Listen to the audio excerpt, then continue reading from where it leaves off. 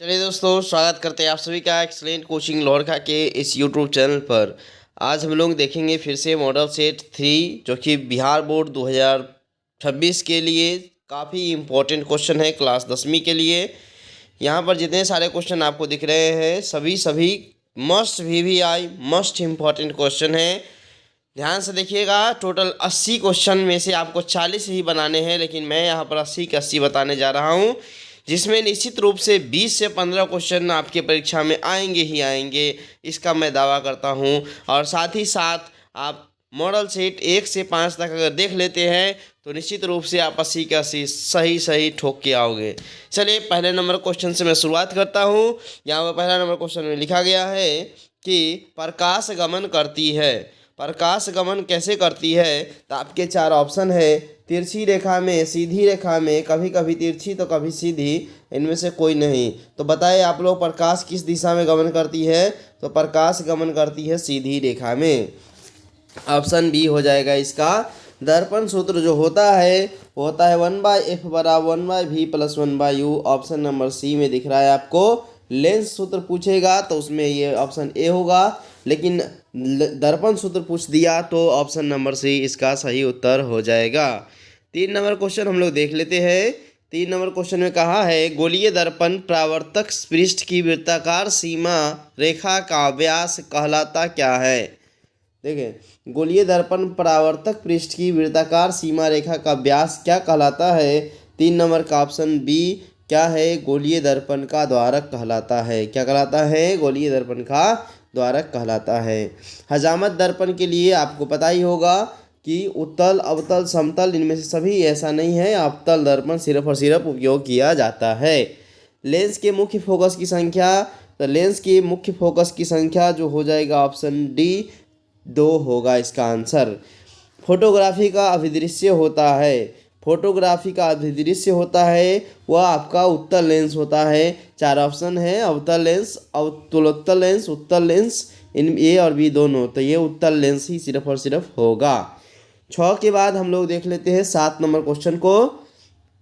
1 minute. 7 number है, टिंडल प्रभाव का प्रमुख कारण क्या है? टिंडल प्रभाव का प्रमुख कारण क्या है आप लोग बताएंगे कमेंट करके।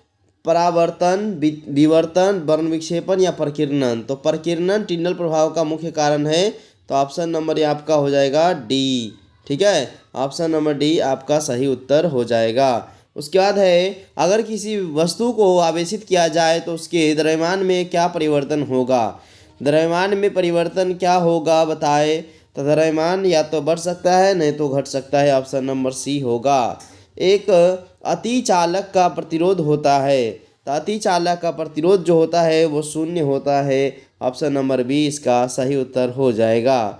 10 नंबर का देखिए आप लोग कि किसी व्यक्ति को 1 मिनट,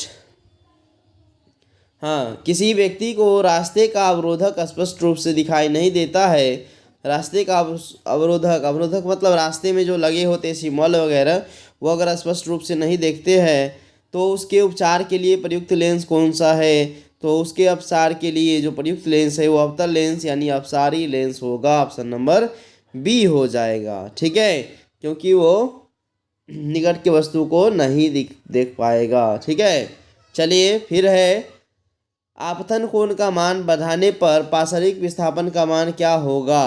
तो आपतन कोण का मान अगर बढ़ेगा तो पार्श्विक विस्थापन का मान बढ़ेगा, घटेगा, अपरिवर्तित रहेगा या 0 होगा? तो इसका पढ़ा होगा आप लोगों ने कि मान बढ़ेगा। आपतन कोण बढ़ाने से पार्श्विक विस्थापन भी क्या होता है? बढ़ता है। आपतन कोण पढ़ाई होगा, एक माध्यम में प्रकाश किरण अगर जा रही है तो तिरछा होकर बेंड होकर इधर चले जाएगी, और इसको थोड़ा डॉट लाइन से आगे बढ़ाया जाए, इसको पीछे बढ़ाया जाए, तो इसके बीच जो डिस्टेंस होता है दोनों के बीच, आपतित किरण और अपवर्तित किरण के बीच की लंबिक दूरी को हम लोग कहते हैं पार्श्विक विस्थापन। ठीक है, अब देखिए उसके बाद हम लोग देखते हैं, जो धारा सदैव एक ही दिशा में बहे वह क्या कहलाती है? तो ऑप्शन नंबर सी दिष्ट धारा कहलाती है। प्रत्यावर्ती धारा सीधे रेखा में नहीं बहती है। लघुपथन के समय परिपथ में विद्युत धारा का मान बहुत अधिक बढ़ जाता है। ऑप्शन नंबर सी हो जाएगा। कौन सा लेंस में वास्तविक और आभासी दोनों प्रकार का प्रतिबिंब बनता है? तो वो केवल और केवल किस में बनेगा? ऑप्शन नंबर बी उत्तल लेंस में। ये उल्टा हो जाता है, अवतल दर्पण में वास्तविक और आभासी बनता है, लेकिन लेंस में चलेंगे हम लोग तो वो उत्तल लेंस हो जाएगा। चलिए उसके बाद है क्वेश्चन नंबर 14।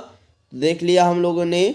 15 नंबर, एक लेंस की क्षमता 5 डायोप्टर है तो +5 डायोप्टर हो तो लेंस का फोकस दूरी कितना होगा। तो ऑब्वियस सी बात है 20 सेंटीमीटर होगा, क्योंकि जो क्षमता होता है, पावर होता है = 1/f होता है, लेकिन अगर सेंटीमीटर में है तो 100/f हो जाएगा। यानी फोकस दूरी, ये देखिए यहाँ पर क्या था, सेंटीमीटर में, अगर सभी सेंटीमीटर में आंसर है तो यहाँ पर p के जगह पर हम 5 रखेंगे।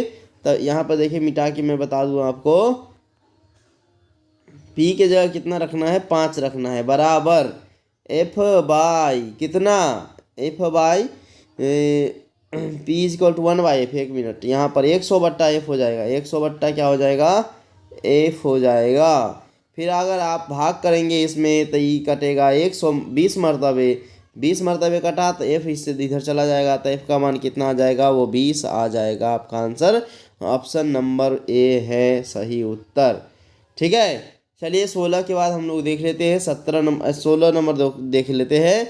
जब प्रकाश की किरण दो माध्यमों को अलग करने वाली सतह पर लंबवत पड़ती है तो क्या होगा, लंबवत पड़े तो बिना मुड़े सीधी निकल जाती है। 16 के ऑप्शन ए हो जाएगा। चलिए उसके बाद 17 नंबर क्वेश्चन हम लोग देखते हैं। 17 नंबर तो इधर भी नहीं है, इधर है। ठीक है, चलिए 17 नंबर क्वेश्चन से स्टार्ट करते हैं फिर से।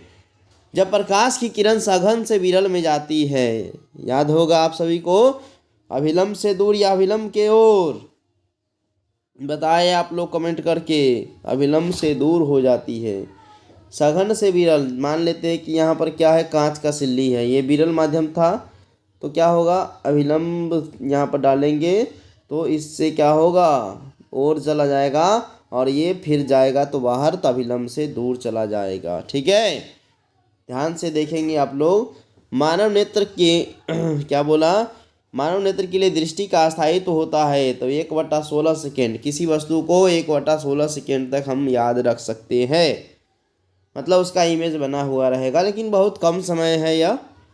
नेत्र में प्रवेश करने वाली प्रकाश किरणों का अधिकांश अपवर्तन होता है किस पर, कॉर्निया पर, कॉर्निया के पृष्ठ पर, बाहरी पृष्ठ पर, या गोलक पर, या रेटिना पर। बताए इसका उत्तर, कॉर्निया के बाहरी पृष्ठ पर अधिकांश अपवर्तन होता है। एक स्वस्थ आँख का दूरबिंदु अनंत होता है, आपको पता ही होगा। किस रंग का तरंगधर सबसे बड़ा होता है, तो सबसे बड़ा तरंगधर जो होता है वो आपका ऑप्शन नंबर ए लाल का होता है। सबसे ज़्यादा या सबसे बड़ा पूछेगा तो लाल का, सबसे कम पूछेगा तो बैंगनी का हो जाएगा। ठीक है, चलिए उसके बाद, एक सेल का विद्युत वाहक बल 1.5 वोल्ट है। एक कूलम आवेश गुजारने पर किया गया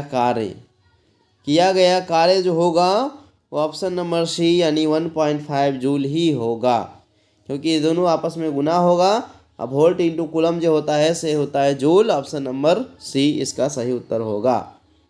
सौर ऊर्जा का उपयोग करते समय उसकी प्रमुख सीमा क्या है, केवल दिन में है उपलब्ध होती है या केवल मौसम साफ रहने पर निर्भर करती है, इतने बड़े क्षेत्र की आवश्यकता होती है, इससे बड़े क्षेत्र की आवश्यकता होती है, उपरोक्त सभी। तो उपरोक्त सभी इसका आंसर होगा, क्योंकि इसमें 3 ऑप्शन जो दिए हैं तीनों एक ही बात को दर्शाता है कि सौर ऊर्जा में क्या होता है। सोलर देखा होगा आप लोगों ने, आपकी छत पे लगे होंगे या फिर जब बिजली नहीं थी तो लगी थी। यह केवल दिन में उपलब्ध होती है, निश्चित रूप से सही है। यह केवल साफ मौसम पर निर्भर करता है, ये भी सही है। धूप वाले दिनों में अच्छा खासा चार्ज हो जाता है बैटरी, लेकिन जिस दिन बादल छाए रहते हैं उस दिन नहीं हो पाता है। इसे बड़े क्षेत्र की आवश्यकता है, बिल्कुल सही बात बोला है। चलिए उसके बाद, आर ओम प्रतिरोध वाले एन प्रतिरोध को समांतर क्रम में जोड़ने पर समतुल्य प्रतिरोध क्या होगा। समांतर क्रम पर जोड़ा जाए तो समतुल्य प्रतिरोध जो होगा R/N होगा, क्योंकि वो दोनों बट्टे में लिखाता है। ठीक है, जब एक से अधिक प्रतिरोधक श्रेणी क्रम में जुड़े रहते हैं तो तब कौन सी भौतिक राशि उसमें समान रहती है। तो श्रेणी क्रम में जो जुड़ा रहता है तो उसमें क्या समान रहेगा बताएं आप लोग कमेंट करके। विद्युत धारा समान रहेगा। श्रेणी क्रम में जुड़ा हुआ प्रतिरोधक श्रेणी क्रम में जुड़ा होता है तो कौन सा भौतिक राशि उसमें समान रहेगा, तो विद्युत धारा समान रहेगा। 1 जूल का मान होता है, 1 जूल का मान कितना होता है, ऑप्शन नंबर बी 0.24 कैलोरी होगा। फटाफट वीडियो को लाइक कर देंगे, अपने दोस्तों में शेयर कर दीजिएगा। और 2 मॉडल सेट मैंने पहले भी भेज चुका है, उसको नहीं देखा तो उसको देख लीजिएगा आप लोग। 1 वोल्ट बराबर होता है 1 जूल प्रति कूलम को 1 वोल्ट कहते हैं। ऑप्शन नंबर बी इसका सही उत्तर हो जाएगा। 27 का 28 का भी आयनों के आदान प्रदान से होने वाली अभिक्रिया कहलाता है, वो द्विविस्थापन अभिक्रिया कहलाता है। Option number B. भोजन का पचना कैसा अभिक्रिया है, उपचयन अपचयन बताए, इस दोनों में से ही कोई ना कोई होगा। 29 का ऑप्शन नंबर डी, ए और सी दोनों हो जाएगा। ठीक है। साग सब्जियों का विघटित होकर कंपोस्ट बनना कौन सी अभिक्रिया है, ऑप्शन नंबर सी ऊष्माक्षेपी अभिक्रिया है। 31 नंबर का देखें, Fe+Cu Fe+Cu ये विस्थापन अभिक्रिया है क्योंकि कॉपर को विस्थापित कर दिया गया है किसके द्वारा, फेरस के द्वारा विस्थापित कर दिया गया है, क्योंकि फेरस ज़्यादा अभिक्रियाशील है कॉपर की तुलना में। ठीक है। और रासायनिक अभिक्रिया के दौरान किसी पदार्थ में ऑक्सीजन का संयोग कहलाता है क्या, तो ऑक्सीजन का संयोग क्या कहलाएगा बताइए आप लोग, वो अपचयन कहलाएगा। उपचयन में ऑक्सीजन का वियोग होता है, अपचयन में ऑक्सीजन का संयोग होता है। जल में घुलकर हाइड्रोजन आयन देता है, जल में घुलकर हाइड्रोजन आयन क्या देता है बताएं आप लोग, ऑप्शन नंबर बी अम्ल देता है जल में घुलकर। दही में पाया जाता है लैक्टिक अम्ल, टमाटर में पाया जाता है ऑक्जेलिक अम्ल, ऑप्शन नंबर सी होगा इसका। टमाटर में पाया जाता है ऑक्जेलिक अम्ल, ध्यान देंगे आप लोग, याद कर लेंगे, ऑक्जेलिक अम्ल टमाटर में पाया जाता है। 35 के बाद हम लोग देख लेते हैं 36 से, यहाँ पर है फॉर्मिक अम्ल का आईयूपीएसी नाम क्या है। फॉर्मिक अम्ल का आईयूपीएसी नाम जो होगा वो ऑप्शन नंबर ए मेथेनोइक अम्ल हो जाएगा। जल में घुलनशील भस्म क्या कहलाते हैं, तो जल में घुलनशील भस्म क्षार कहलाते हैं। उदासीन विलयन का पीएच मान कितना होता है, 2 में पूछ दिया है, वो 7 होता है, याद रखिएगा। CHO क्रियाशील मूलक है किसका, CHO किसका मूलक है बताए, ऑप्शन डी एल्डिहाइड। O मैंने बताया था ईथर होता है, CO बताया था। ठीक है। COOH क्रियाशील मूलक है, क्रियाशील मूलक वाला याद कर लेंगे आप लोग क्योंकि ये बार बार आ रहा है मॉडल सेट में। ऑप्शन नंबर बी कार्बोक्सिलिक अम्ल होता है यह COOH वाला। एल्काइन का सूत्र क्या होता है तो आप लोगों को पता ही है, option number B CnH2n-2 alkyne होता है। एल्कीन का CnH2n, एल्कीन का CnH2n+2 होता है, ध्यान रखेंगे आप लोग। कार्बन पृथ्वी पर कितना % है, कार्बन पृथ्वी पर कितना % है, ऑप्शन नंबर बी 0.02% है। हीरा की संरचना कैसा होता है, द्विविमीय त्रिविमीय क्या होगा, 43 का ऑप्शन नंबर बी त्रिविमीय 3 dimensional. Plaster of Paris CaSO4 × H2 option number A हो जाएगा। 44 का। 45 का धोबिया सोडा का सूत्र क्या होता है, Na2CO3 × 10H2 option number C हो जाएगा इसका उत्तर। Na2CO3 × 10H2O धोबिया सोडा का सूत्र होता है। विद्युत का सबसे अच्छा चालक क्या है, पिछले मॉडल सेट में ही मैंने बताया था कि ये चांदी होता है। नाइट्रोजन अणु के बीच बनता है क्या, नाइट्रोजन अणु के बीच द्विबंधक बनता है, ऑप्शन नंबर बी हो जाएगा इसका। नाइट्रोजन के बीच ट्रिपल बॉन्ड, नाइट्रोजन में 7 इलेक्ट्रॉन खाली रहता है, ऑप्शन नंबर ए होगा इसका। ठीक है। उसके बाद है पारा के प्रमुख अयस्क क्या है, पारा के प्रमुख अयस्क क्या है, 48 का ऑप्शन नंबर हो जाएगा सी सोडियम। 1 मिनट, 48 का ऑप्शन सिनेवार हो जाएगा ना, पारा का सिनेवार हो जाएगा। किस धातु को केरोसिन में डुबा कर रखते हैं, ये 39 का भी ऑप्शन नंबर सी होगा सोडियम। ठीक है। 50 का सोना का परमाणु क्रमांक क्या है? तो 79 है, यानी 79। सल्फर के संयोजी सेल में इलेक्ट्रॉनों की संख्या होती है 5। सल्फर का संयोजी सेल में इलेक्ट्रॉनों की संख्या कितना? 5। याद रखेंगे इस चीज़ को, आप लोग निकाल भी सकते हैं संयोजकता के आधार पर। आवर्त सारणी का जनक किसे कहा गया है? आवर्त सारणी का जनक कहा गया है ऑप्शन नंबर सी, मेंडलीव को। ये किस प्रकार का अभिक्रिया है बताएं आप लोग? अभिक्रिया आप लोगों ने पढ़ा ही होगा। तो ये विस्थापन अभिक्रिया है, जिंक के द्वारा हाइड्रोजन को विस्थापित कर दिया गया है, क्लोरीन को विस्थापित कर दिया गया है। ठीक है, चलिए उसके बाद है बेकिंग सोडा यानी खाने का सोडा, गर्म करने पर क्या होता है? तो गर्म करने पर कार्बन डाइऑक्साइड तो बनेगा ही बनेगा।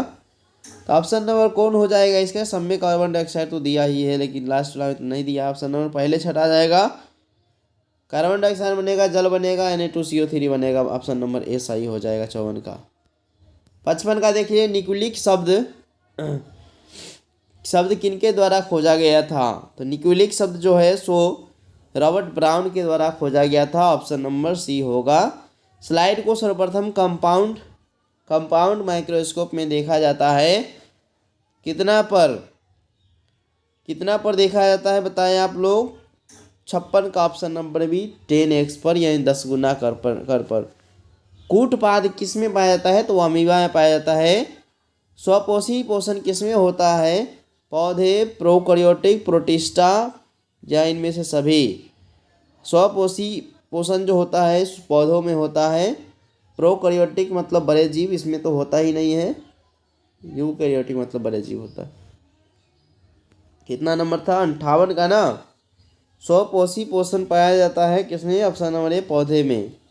59 नंबर से हम लोग देख लेते हैं, इधर है 59 नंबर। ग्रहणी भाग है, तो ये तो छोटी आंत का भाग है। ऑप्शन नंबर सी हो जाएगा, छोटी आंत का 59 का। 60 का कोशिका में पावर हाउस माइटोकॉन्ड्रिया है ना, power house of the cell mitochondria. 60 का ऑप्शन बी हो जाएगा। श्वसन की क्रिया में खाद्य पदार्थों का क्या होता है? 61 का ऑप्शन नंबर बी, विघटन होता है। याद रखेंगे आप लोग। किसकी कोशिकाएं मृत होती है? जाइलम की कोशिकाएं मृत होती है कि फ्लोएम के किसकी? 62 का ऑप्शन नंबर डी हो जाएगा। ए और सी दोनों, यानी जाइलम वाहिका, जाइलम तंतु दोनों का कोशिकाएं मृत होती है। आप लोगों ने पढ़ा ही होगा डिफरेंस में कि जाइलम की कोशिकाएं मृत होती है, फ्लोएम की कोशिकाएं जीवित होती है। एक कोशिकीय शैवालों में जल का परिवहन होता है। प्रकाश संश्लेषण, विसरण, दहन या परिवर्तन। 63 का ऑप्शन नंबर बी, विसरण के द्वारा हो जाएगा। पौधों में श्वसन होता है किसके द्वारा? जड़ द्वारा, पत्ती द्वारा, पेशी कोशिकाओं द्वारा, प्रत्येक भाग के द्वारा। 64 का ऑप्शन नंबर डी, प्रत्येक भाग के द्वारा हो जाएगा। जड़ से भी श्वसन होता है क्योंकि जड़ के द्वारा भी ऑक्सीजन लेता है।